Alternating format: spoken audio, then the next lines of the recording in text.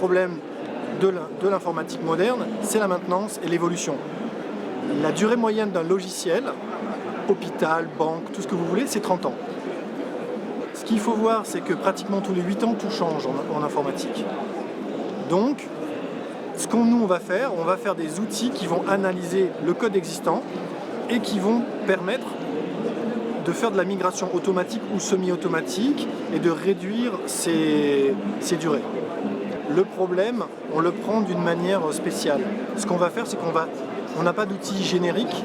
Ce qu'on va faire, c'est qu'on a une plateforme générique qui nous permet de créer des outils et on va essayer de développer des outils qui sont spécifiques à une douleur particulière et de faire du co-design. Ça veut dire qu'on va, par exemple, écouter ce que l'architecte a besoin et lui montrer que si on fait des approches traditionnelles, ça ne va pas marcher. Donc là, il y a de l'innovation en se disant, tiens, par exemple, on va faire de la visualisation, on va montrer les choses différemment et réfléchir à leurs problématiques. Pour vous donner un exemple, avec Siemens, l'architecte elle est passé de 5 mois pour découper un système à 15 jours.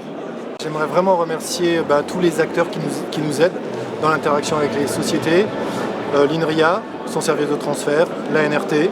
J'aimerais aussi remercier tous nos partenaires industriels, Thales, Siemens, Framatome, Atos, mais aussi des petites sociétés comme SIM, Arola, Dédalus, Berger-Levrault. Et j'aimerais aussi remercier toutes les sociétés qui participent au consortium industriel autour du langage Faro, parce que c'est grâce à elles qu'on peut construire nos outils.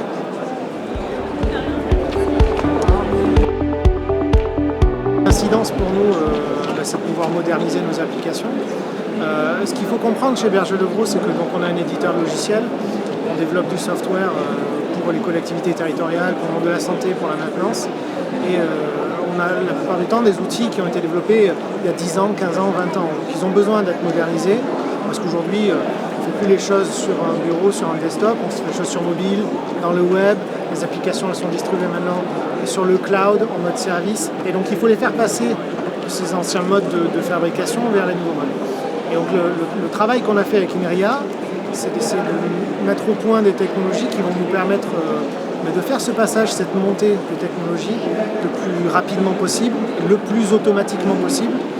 Et donc là aujourd'hui par exemple, on est en train de rénover un outil de comptabilité et on a déjà généré plusieurs millions de lignes de code automatiquement grâce au style INRIA. Donc c'est des vrais gains de productivité